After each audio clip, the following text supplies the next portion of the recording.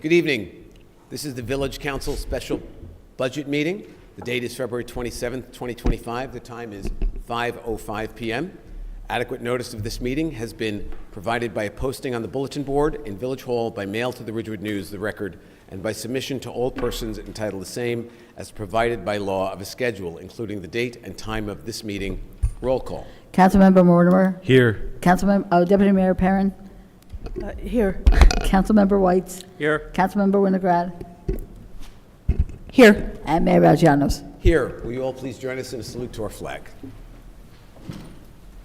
I pledge allegiance to the flag of the United States of America and to the republic for which it stands, one nation, under God, indivisible, with liberty and justice for all.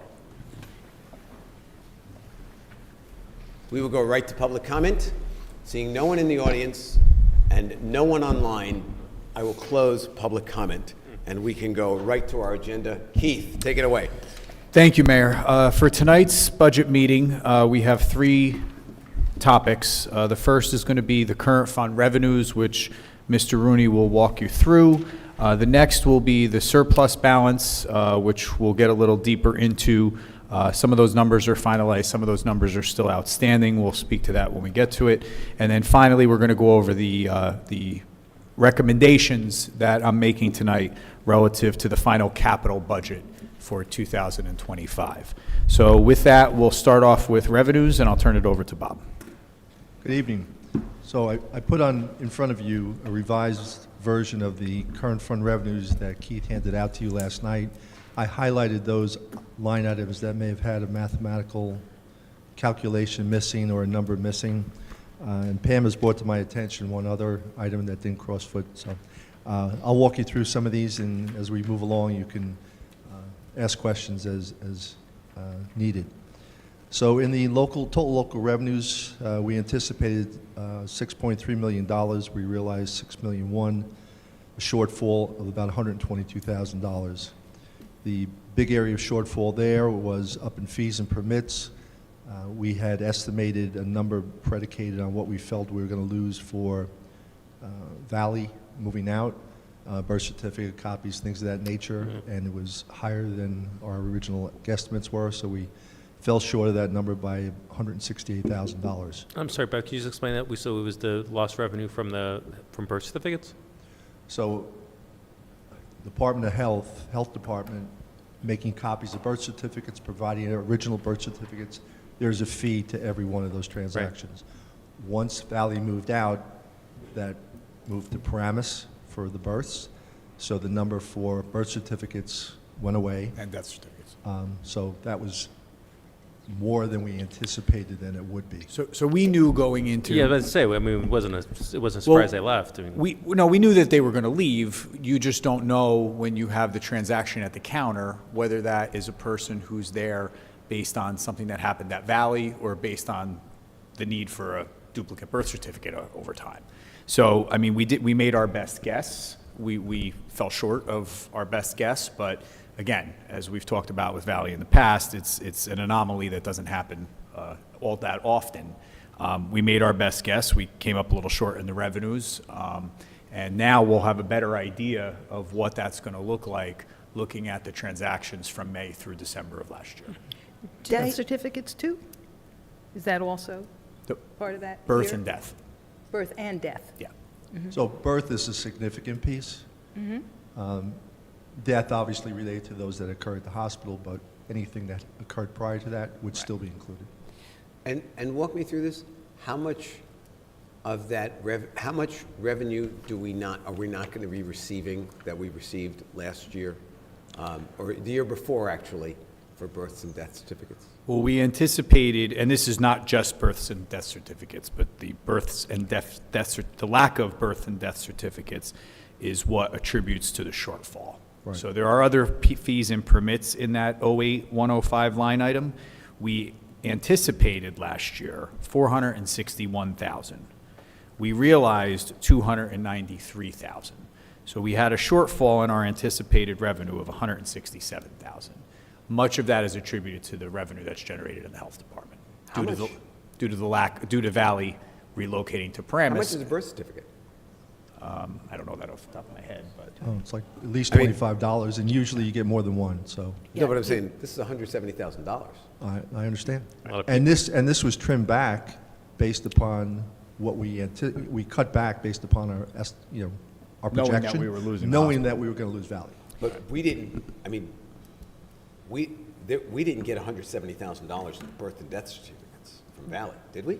We Yeah, probably I'd got have to look more. at last year's revenue number. but- So when you have a birth or a death, for me, like at 52, you get a copy of 10, particularly with death. You don't just get one, because so many people, because of, particularly on that, like, just going through everybody should do that. When you have a life incident, you should order multiple copies at the same time. So I for didn't now, know. and now because of Real ID, again, just from personal experience, I'm like a record keeper, but so many of Got it. Liam and Chloe's friends, when they go to do the Real ID, they don't have the original birth certificate. And Hmm. so sometimes you have to, in a heart attack move, mail it away and hope it comes back. And I think listen, for just on- passport, they require real. Got So a it. lot of No, I'm people. good. Does that make sense? Yeah, no, it makes complete sense. And just on anecdotal evidence, I mean, Heather can tell you, because her office is right across the street from the health department. I mean, the foot traffic between when Valley was here to where we are today, night and day. No, I'm just Night. stunned that it's that big a number, We asked 168,000. Olivia to look up the 2023 health department revenue, so that'll give you a better number. No, I'm just thinking about this in So another to context. Shaban's point, you usually don't get one, You get 10. No, you no, get no, it's 10. fine, that's fine. and I that's just- $250 every got time you. somebody walks in the door. Yep, I got you. Like if Okay. you ever, just because this, if you ever look at those lists of how to be prepared, it suggests get Nope. 10. I'm and good. I am Let's- suggesting It's it the same as with death friends. Get 10. certificates. Let's move along. Yep, but one other question. Rent on municipal property. Which property is this that we're getting rent on? Oh, So this is facilities gotta- downstairs, if we had to charge for people coming in at night? Oh, I see, like room nights. Gotcha. Okay, because I wanted to, right, that's what, okay. Could you tell us about line 08-113, interest on investments and deposits? Why is there a deficit of $188,476? So fluctuation of rates. Last year, we had a significant increase to what our anticipated was. I believe we were at, we brought in about $1.7 million, over 1.7 in interest. And we modified that for what we expected the rate changes to be. And again, it's, we're allowed to go to what we collected, but we lowered that, understanding that the rates are going to fluctuate. So we came up short of about $188,000. Whereas last year, we anticipated $300,000, and we realized $1.7 million. So it's one of those you can't predict all the time. And is this all detail in the first column on the left? The reason I ask is, next year, could we have the detail, if that's what it is? Because I find this You mean hard to you understand. want to see rationale as to why the Yeah, fluctuation? I can so do it that. would help me understand. Sure. not a Thank problem. you. so I only have one question. The first line, with alcohol beverages and license, so we unpocketed a license last year, and it's not in circulation still. So how does that work? I have to go to Heather. So the one that's not in circulation still pays a renewal fee. That's what the income is. Okay. Our renewal fees. They have to pay their renewal fees in order to still maintain their license. Even if they're not active. So is a renewal fee less based upon activity? I can't hear you, I'm sorry. It is a renewal fee? I can't, I'm going to ask you this way. Sorry to be rude, Heather. That's okay, you don't have to, that's Is- fine. If it's not in use, is the renewal fee lower than the No, one? no, it's the same price. Same price, okay, Yes. thanks. And we're at the max for the renewal fee. We can't go higher. Because, come on, Heather, tell them why. I ask this question every year, and I always get disappointed in the answer, so, Well, I'll say it because Heather won't. Liquor license are based upon population. yes. Too I'd bad like to that- charge more, but we can't. Too bad they weren't based on value, right? Exactly.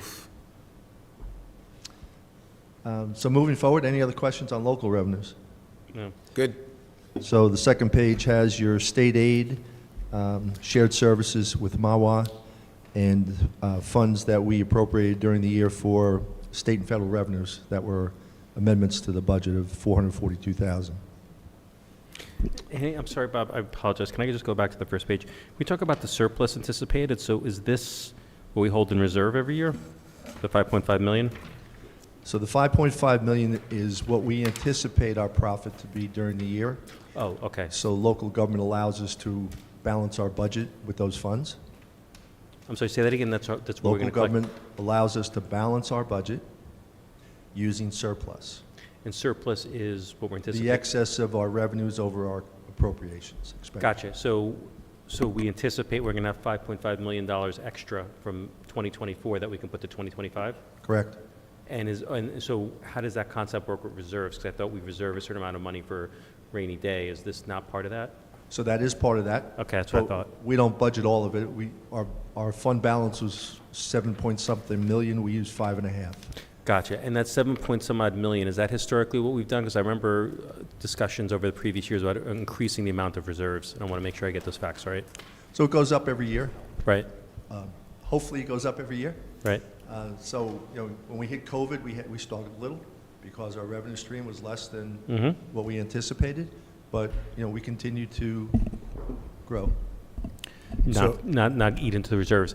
But in terms of the amount that we keep in reserve, is that set by statute? Is that set by just good sense? So the amount that we keep is in accordance with a resolution that council passed several years ago. That was the best practice as to what the balances you should maintain in your surplus as far as, let's put it this way. If I had $10 million of surplus and my tax rate went up 20%, council passed in the resolution, you need to take that surplus and lower that to a comfortable level. You can't just keep building it up. Right. So there is a policy in place that tells us what the ranges are for that surplus. When was that passed by the council? I'm going to say maybe 7 years ago. I could get you a copy of it. Okay, no, it's interesting. That's a really good idea. Yeah, no, it was the best practice that I brought in when we started looking at what these surplus balances were. Right. So we got the council to get on board with it. And we have $70 million in surplus? No, No. 7. Seven. Yeah. 7. I wish 70, Yeah, yeah. but I'm glad I I could asked. see that. I could see what's spinning there. You saw it. You saw the wheels turning. So just to do a go back to the health permit fees collected in 2023, which was the last full year, calendar year of Valley. Where's that? He's reading it to you. We're going back to the first page, 08105. Okay? Yep. Now that's not, that line item there is not just health fees, but the health fees collected in '23 were $228,482, just the Department of Health. But that's the whole department. That includes dog license. It includes, No, dog license are in trust. That has nothing to do. that's a trust. So is that just Food- birth and food death permits. certificates? Food permits. Food permits, For- yeah, registrar yeah, functions. got it. Everything else, everything Marriage that they license. collect, other than animal license. So the 168 is, it may not be perfectly accurate, but it's in that ballpark. we Right, think. so of that 228, we lost a considerable amount of that on the registrar side, especially relative to birth and death Yep. birth certificates and death certificates due to the loss of the hospital. So I think that puts it in perspective. And again, that's a hard number to quantify when you're preparing last year's budget. Nope, I got it. Did the best we could and came up a little short, Nope. so. I It doesn't do have to be think an that exact number. when we had the night where the baby, the miracle baby who was born at home with the firemen, that baby probably was the only birth certificate issued in Ridgewood, right? Because he was born, remember when they came with the baby and the firemen delivered the baby at home? I prefer not to think of the baby as an income stream, Siobhan. It's kind of like a bragging right to feel like I was the only baby born in my town. That's kind of, unless Other you're than at a hospital. with a fire truck escort. So I hope that puts it in a little Yep, better no, perspective. it's perfect. Thank you. All right, so we get on page 2? Yeah. All right, page 3. Oh, wait, but still, I don't understand what I was saying to you before. Like, if I read across on line 09202, and it gives a figure in the left column, figure in the middle column, and then in the last column it says actual to budget 100%. But then when I come down to total interlocal municipal service agreements, there's 58,600. That should be 100. Okay, So not 0, but 100, Yes, all of these, okay. Thank you. thank you. So the last page has what is called other special items. These are basically one-offs. They're not necessarily recurring from the revenue stream of the village.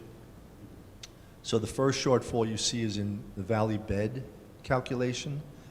When we adopted the budget, we assumed a certain number of beds in there, and that's how Valley was supposed to pay on those beds.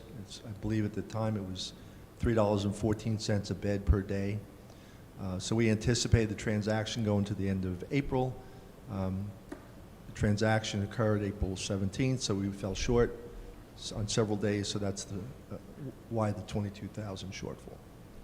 They were also reducing their bed census the first quarter of last year, which we didn't know until right before the move. So there were a number of factors in that shortfall.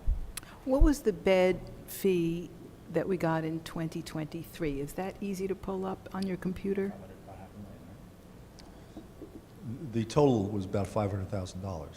Okay, that, ballpark's good enough, yeah. It was like 517, I want Yeah. to say. Right. So the next shortfall we have is in the administrative charges and vehicle fees for police outside services. So this is the result of, at a certain point in time during the year, police officers in Ridgewood were not working our sites because they could get more outside services at a higher rate. So if they went to, I don't say it's true, but if they went to Glen Rock, for example, or Ho-Hocus, and they needed road closures and they need officers to do it, they may be paying $109, $120. It will depend on the municipality. So the trend was for the officers to seek the highest income. We then came to an agreement that village first. So they would satisfy whatever the needs of the village were before they went outside to other municipalities. That was put in place maybe August, September. So the first part of the year, we were coming up short with what we anticipated the use of this. Because once they went outside, we no longer got administrative fees.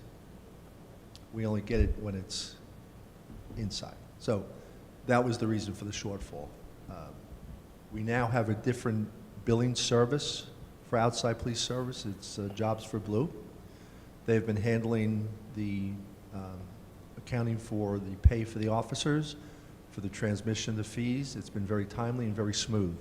It's easy to see the transactions detailed every day. So I think this is going to be, we're going to be in a better place this year to keep this stable.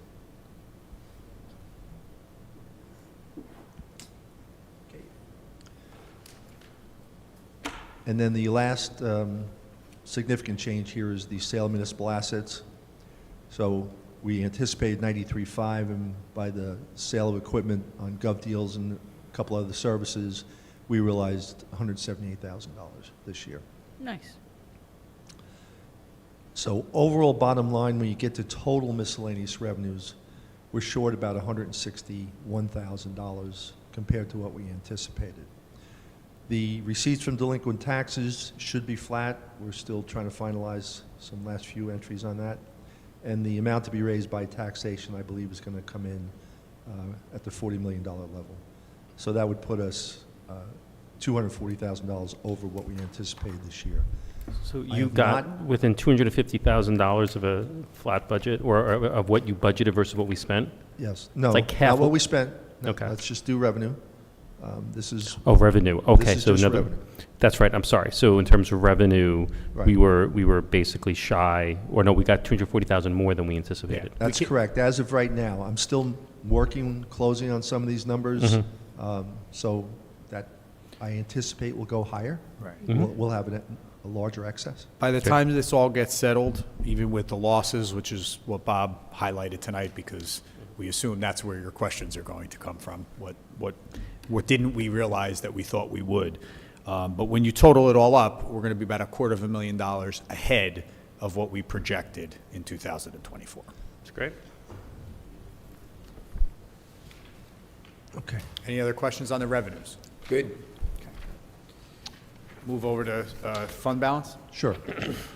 So if you want to start on the last page, we'll work from the completed part to what's still in abeyance. So parking capital fund, Wait, but, wait, Last I don't page. have that document. Yeah, I only have one here. Is there supposed to be a second page? I don't have that document. Which one of these? We have this one? Yeah, I don't have that. Yeah, here. Thank you. I looked at it. This one. Thanks. good more? Did you, I got, Wait, I'm sorry, what are we no, we looking at, got them last surplus or night. capital? them last night. That's it. Surplus all funds. This. This document? Yeah. Yeah. Yeah. No, this I haven't, never mind. Okay.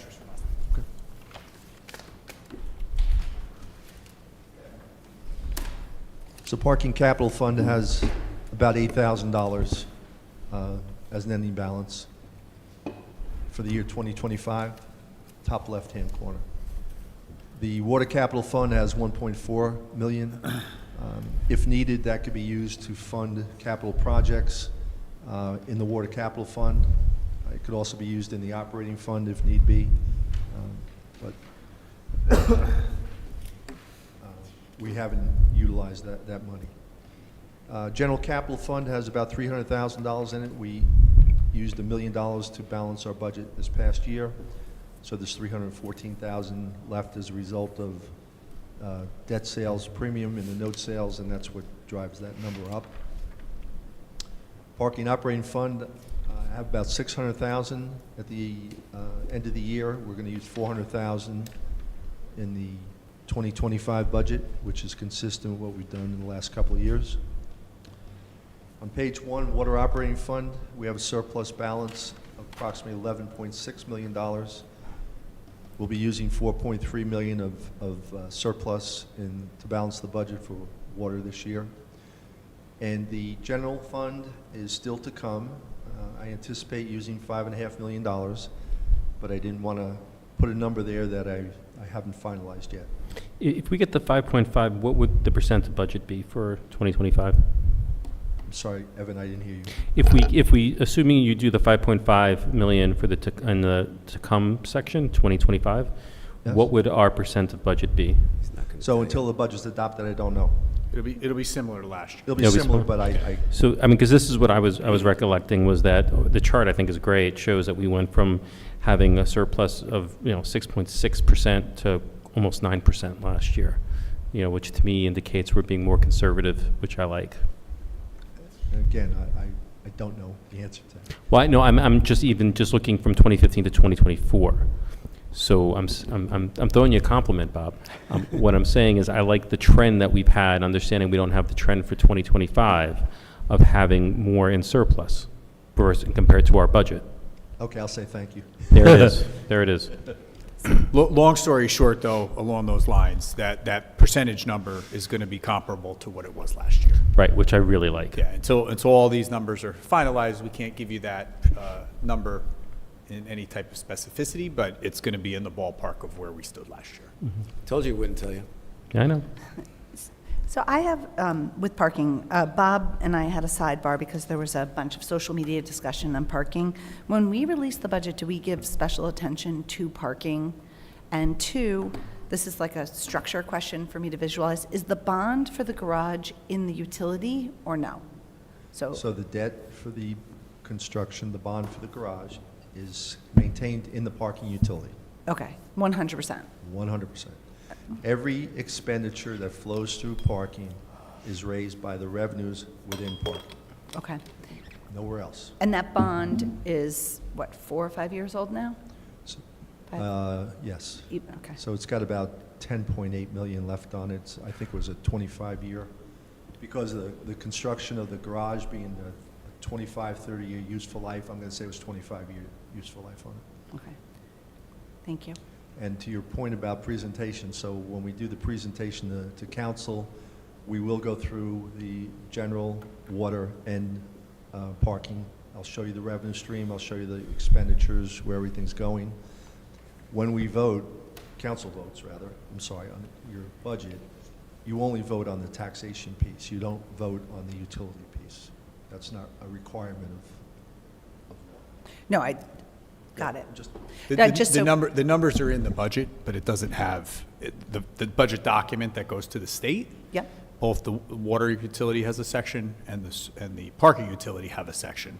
So when you're voting to approve it, you're voting on the entirety of the document. What Bob's point is, it doesn't have a direct effect on taxation. Correct. I got it. So in general, just because I'm new here, the utility in general has no state oversight? Is that correct, or are you the oversight?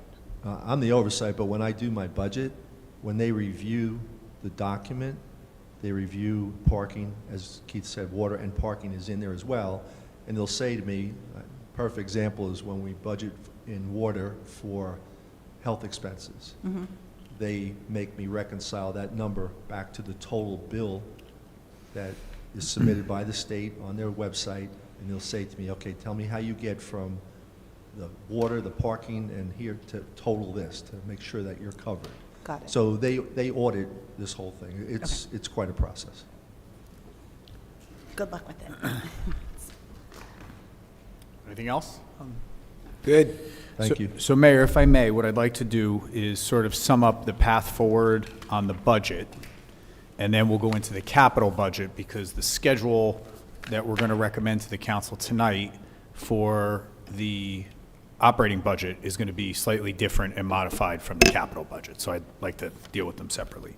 So from here tonight, now that we've reviewed the revenues and the council has an understanding of that, in addition to what our surplus projections look like preliminarily, we have met internally. We've spoken to all of the department directors, as I alluded to at last night's public meeting, and we are still in the process of reviewing the budget, taking the feedback from the council, and even some feedback that the department directors have brought us since they had their budget hearing, and we're making some modifications to that. So in light of that, and a review by the Department of Community Affairs, the Division of Local Government Services, of our line item for the reserve for uncollected taxes, which needs to be modified because of the lack of Valley Hospital here in Ridgewood, in addition to the fact that 2 of the governing body members are not going to be in attendance at the public meeting on March 12th because you'll be out of state. Bob and I are recommending that we hold off introduction of the 2025 budget until April. It'll give the directors enough time to fully review their budget, have numbers that they are confident in cutting back on, right, after discussions with the council. It'll allow us some time to hear back from the state of New Jersey on how we're going to deal with this taxation piece, and it'll also allow us to have a full complement of governing body members at the budget introduction, which I think is important. So that's the path forward. We've also talked internally about requesting that the council have a budget meeting on April 1st.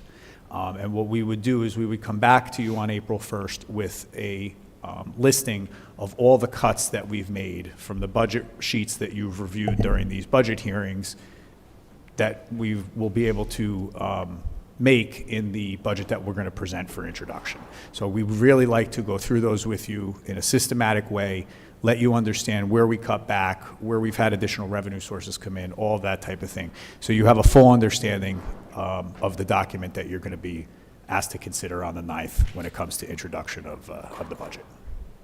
All right? Yep. Does that work for everybody? Yeah, it does. Okay. All right. So if we could pivot now to the capital budget, and that's the color-coded sheet. And I just want to first, again, thank all of our department directors here in the village. This process of determining what capital priorities are is very unique here. I often joke and equivocate it to the Hunger Games. When Heather and Bob first sat me down when I arrived here and told me that we put everybody in a room and whoever comes out last is the one who gets the capital expenditures. It's not quite like that, but I want to just thank the department directors. They really were understanding of some of the challenges that we have when it comes to capital, and I'll get to that in a moment. But everybody was willing to work together, prioritize what the most important projects were, what couldn't wait. And in some cases, what they had been held off doing for a number of years that now have become a significant priority. So we're going to go through all of these tonight. The first line item that you'll see on the sheet is actually in a light colored green, and that's the paving program under engineering for $2,250,000. That is one of the two items that are already introduced by the council. You introduced that ordinance in February so that we can get a move on when it comes to our paving program. And I'll call your attention to the sanitation, the garbage truck purchase down there at the, almost at the bottom of the list, also highlighted in that light green. Those two are already introduced in the, and will be adopted presumably at the next council meeting. The areas in pink, which is the soil testing archaeological study for $350,000, and the bottom item, which is the water pollution control facility sewer plant upgrades in the amount of $478,000. Those were bond ordinances that were introduced and adopted in calendar year 2024, but came after we introduced and adopted the capital budget for 2025. So they were attributed to the 7.5 million, which is our magic number of what we bond on an annual basis here in Ridgewood. They were taken off the top before we built out the rest of this budget. So pink was from 24, green is from an introduced ordinances that are already moving forward in 2025, and the blue is what you would be considering introducing on March 12th. So what we have here is under engineering, we have a lot of discussion and we have a working committee when it comes to the pedestrian tunnel at the train station. This is a SHPO property, so we will have to get approval from the State Historic Preservation Office for whatever improvements we decide to make to that tunnel. We did have a presentation back in September. It was a preliminary presentation made by a historic architect. We are looking to put $400,000 aside. I will tell you that is not enough to cover this project. But one of the reasons that we strongly recommend this being in the capital budget is that we would like to aggressively pursue New Jersey historic grants, both on the Bergen County side and at the state level. And we need to demonstrate in our grant application that we have skin in the game on this project in order to make ourselves competitive at both the county level and at the state level when it comes to historic And grants. Keith, I think they said they wanted it, they thought it'd be $1 million to do The it. project in total will be $1 million, but this is, you can almost look at this as a quasi-sinking fund. Yeah, I guess I see what you're saying. We're just setting aside the money. Right, we won't spend and until we have while it. you appropriate the money, until you spend it, Right. you know, you're It not doesn't do anything. seeing any debt, right? So this is money that would be appropriated. It will strengthen our grant applications. I'd love to get the balance of the money through grant applications of and not course. have to come back to you in ensuing years for more capital money. I can't guarantee that that's going to be the So- case, but that's what we would strive for. So my only last comment on that was I was somewhat underwhelmed by the presentation in terms We of are, the work we they are, want to we're, do. we're in the process of Yeah. looking at other professional services. Thank you. Yep. All right. I just want to say, I think you'll agree, any money that we can spend to make ourselves more grant-worthy without actually spending it, this is like an awesome placeholder. And that's exactly And- what we're going to do. Yeah, no, and I think that's excellent, and it's, you know, it's also vital to downtown, it's vital to walkability and traffic and safety, and I just think it's great. And maybe we just placehold it and we get a grant for $1 million. Right. The next item under engineering is drainage and brook and river projects. We're recommending in the bond, we do $105,000. Noteworthy on the far right column that we have $431,000 open for these types of projects in the village. I know we're working on in the Hope Street area. We're trying to do some additional work along the Hohokus Brook and the Saddle River with, 3 consecutive flooding events that we dealt with in late 23 and early 24. We do feel that by combining the old capital money and this new $105,000, that we'll be able to do substantial work along those waterways in 2025. That's great. All right. We talked about the soil testing archaeological. That was from last year. The last item in engineering has to do with us preparing ourselves for the remediation that's going to need to be done at the Shedler property. I'm waiting for confirmation from Matrix as to when they will be here to report out to the council. I do expect it'll be at a work session in March, and they will be able to update the council as to where we stand in that process. But we need to put a substantial amount of money away because without question, there is going to need to be excavation on that property. The berm has, it's been confirmed by Matrix the last time they were here, that the berm is going to need to be removed. What we're waiting to find out is how much additional soil on the property will need to be removed in order to meet the DEP requirements. So our recommendation for this in talking to Matrix is $1.5 million for this endeavor. And again, we don't have a specific quote on that because Matrix hasn't brought their report in, and I do believe there may be just some minor additional delineation testing that'll need to be done after they report to you next month. But we need to add this into the capital budget in order to be prepared for that. Keith, once that berm is gone, this is going to be open to Route 17. Correct. Should we allocate some money for some kind of a barrier, even a temporary one, a chain link fence of some sort? I mean, listen, we can certainly widen the description when we talk to bond counsel to make sure that within this 1.5, you know, that safety improvement can be made. I don't think that would be a problem at all. What I can tell you is that the priority is going to be getting the soil out of there, Clearly. and then we will need to talk to engineering, maybe even the police department, and possibly the Department of Transportation about what's appropriate to go there. I think your suggestion is well taken. If we can speak to bond counsel to broaden this so that if there is enough money, that we can utilize that for some kind of a barrier. And again, I'm just talking about something. Of course. And I also want to emphasize that, you know, while this number is significant, we are going to make every effort as part of the administration to pursue any type of insurance claims that we can. Once we have a report from Matrix, I intend to bring everyone in, representatives from the Bergen JIF, representatives from the environmental JIF, our risk manager. We will be actively pursuing any type of claim that we can file to see if we can recuperate any of these funds moving forward. Good.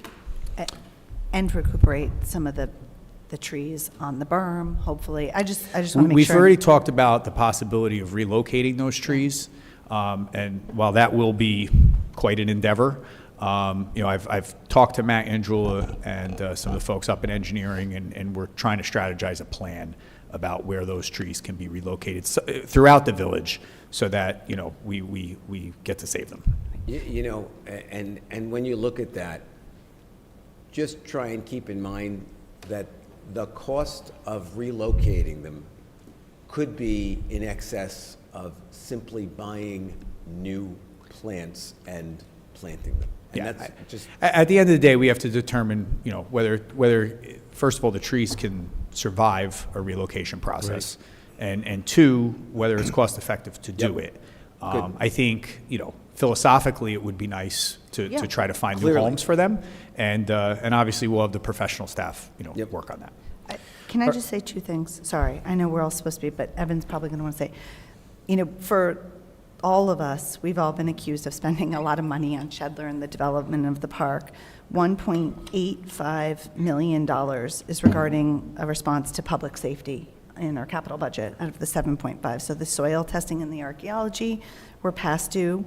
In order, we've already spent that, and now 1.5, all regarding not anything to do with the project development, but in response to the public safety issue.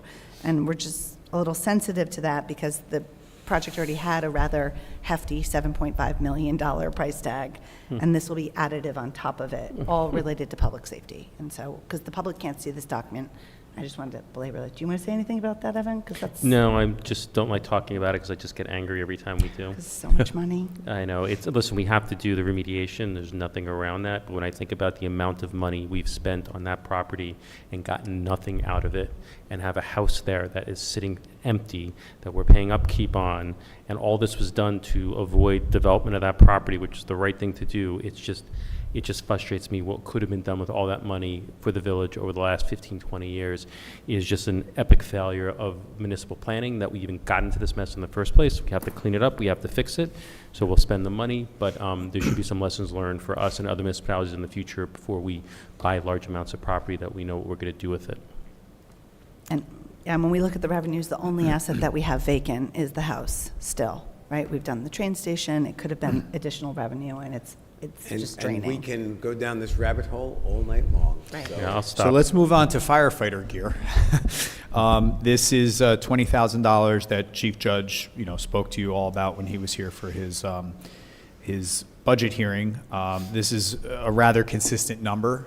This allows him to keep current with all of the gear and equipment, in addition to the many grants that the fire department has been successful in getting. But this will be another installment of $20,000 for that. The next item is $350,000, which we've upped this year from the $250,000 last year.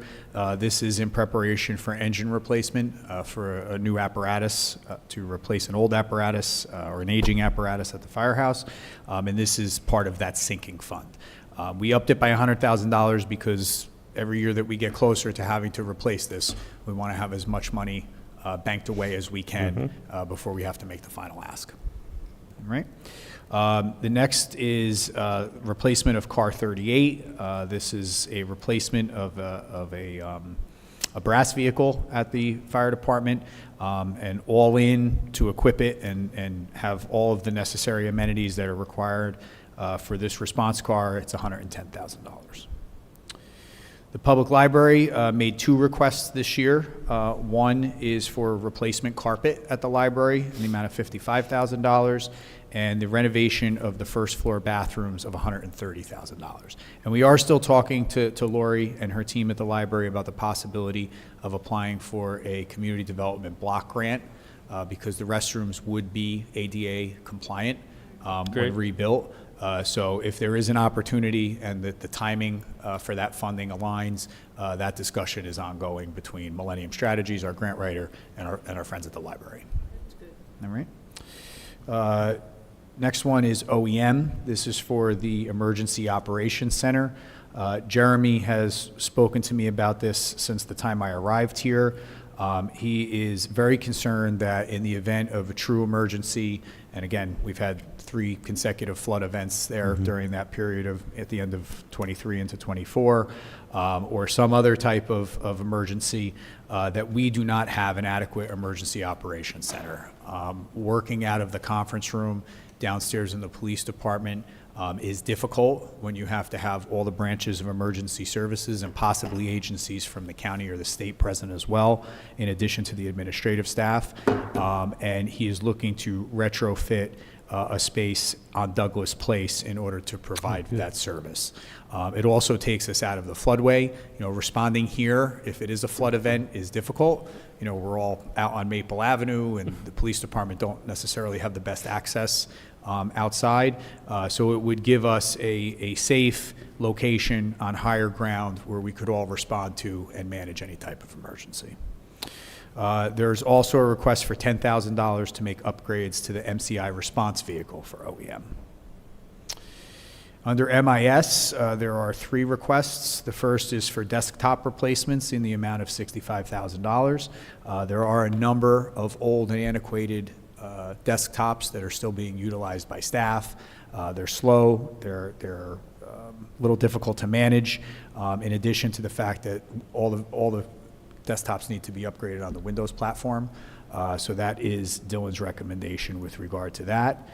Server replacement, we brought down to 0. We were able to find some old capital funds to be able to do that, and I think that was one of the council's requests when Dylan made his recommendations, and So also the that zeros applies to indicate that Douglas. we're getting this, but we found alternate sources of funding for it? That is correct. Thank you. You're welcome. Moving on to Graydon. As you all know, the section of Graydon Pool that's closest to the stable near the skate park is not fenced in. This is a safety concern over at Parks and Recreation, and Nancy has made a recommendation that we finish that fencing along the berm there and have those upgrades made so that Graydon Pool is fully contained. Great. The next item relative to Graydon would be replacement sun shelter. That is something we're looking to do because we did lose a significantly sized tree at Graydon last year. So a lot of the patrons of the pool have asked for additional shade area, and this is meant to provide that. Under parks, we have the $50,000, which is an annual contribution to the sinking fund for Maple Field. We have a Groundmaster 5900 equipment for $147,000. We spoke at length at that at the Parks budget hearing. Our residential tree planting is $160,000, and that will reap us 200 newly planted trees throughout the village in 2025. And that makes Shade Tree very happy. Under recreation, they have one request, and that's the upgrades to the Habernickel Playground for $139,000. I want to also mention that on top of that $139,000, we have a $68,000 grant from the Department of Community Affairs in Trenton, and the clock is ticking. As a matter of fact, Carol in my office just submitted a progress report on this project to them. So if we don't allocate this money this year in capital to bridge the gap on the project, we do run the risk of losing that grant. So as soon as the capital budget is approved, which we anticipate, and I'll talk about the schedule at the end of this, in April, and the estoppel period passes, we are going to immediately turn around and assign this contract to a state contract vendor. And get moving on this and try to get the playground installed right after summer camp ends up at Habernickel. And that's the accessible playground? Yes. Yep. And I think Access is going to have some input Yeah. as to what the amenities look like as well. Which will be a first in a Ridgewood border, which is very excited. And then, I know Jen Williams is working on it with Ridge, and this is going to be great. And if we can clear the diversion, we would be able to do more of this because the Board of Ed wants to have accessibility at their schools, particularly where the RISE program is. So this is like so super huge and so exciting. And just how great that we have ADA playground, we'll have a pavilion, and Habernacles paid off. So it's all enjoyment. There you go. Beautiful thing. Good point. So Wait, under the Evan's got to be excited. No debt, Evan, come on. No, I'm sorry, I was so ruminating on Shedler compared to Habernickel. You're still in a bad mood. Don't get him going again. Come No, on, no just get him debt out and of the some rabbit hole. turtles. We're good. That's great, that's great. Under the police department, as we discussed at Chief Lyons' budget hearing, we are moving towards all of our new vehicles going through the operating budget, and that includes our leasing program through Enterprise. However, the vehicle outfitting of the cars is something that we are going to include in this year's capital. That's $145,000. I do want to stress that the police department does take equipment that can continue to be used from an old vehicle, and they move it over to a new vehicle if that's feasible. But $145,000 is the quote we have on the new equipment that we would need to retrofit these cars. But we do reuse equipment as cars phase into our fleet and phase out of our fleet. All right. Body armor, again, through the efforts of the two people to my left and Chief Lyons, they were able to find some old capital accounts to pull this year's required body armor from, so there's no new ask in that respect. I just want to briefly say, sorry, but I have to. Thank you to Finance, but also thank you to the police, because this was like so huge to see them, look through, get everything done, and it's just public safety is such an important part for all of us, but to see the Capitol like this clean is so exciting. Yeah. Under recycling, we have a F-350 replacement truck, $63,000. Sean discussed that when he was here. And then we have the $30,000 request for the locker rooms. I do know that some of you have walked through Yeah, I just want to say. down there. I was with the deputy mayor when she was there. I've been in prisons that look better. I mean, Yeah, We won't ask why. got to see my clients. But it is great that we're able to have this in the budget because that is, it's not a nice to have, that's a must have after walking through there. Yeah. So that'll bridge the gap, and that will also be tied to the previous capital that was approved under prior administration for the restroom facilities. Can we circle back to Pam being in prison? That's where I interviewed my clients. There you go. Good. It wasn't Sure. me living there. Under streets, we have the request for the new hot box trailer, and in talking to Mike Junta, this is a need, not a want. The current one is inferior, and, you know, obviously, we want our streets division to be able to properly repair potholes throughout the village, so this is a recommended item. Under traffic signal, we have fire headquarters, the HVAC system needs to be replaced. I think Rich spoke about that when he was here. That's a $200,000 ask. The traffic signal for the pedestrian crossings, we're adding $35,000 to the request, and there's also Thank you. $16,000 in open capital. So that should set us up at 3 locations in the village. Yeah, I think it's going to really add to the pedestrian safety, and I thank you and your team for making that possible. So all in, when you take into account the 2 carryover items that we bonded for last year, the 2 that have already been introduced and will be adopted in March, and all of the additional requests, which again are highlighted in blue, that gets us to $7,486,000. That includes the 1.5 for Shedler, and that keeps us under the 7.5, which is our the number we strive for each and every year. Great. Good. Questions, anybody? So with regard to the schedule, if the council is supportive of the plan that we just reviewed, what we would like to do is, in order to get a jump on these projects, introduce the bond ordinance with all of the blue sections of this spreadsheet on March 12th.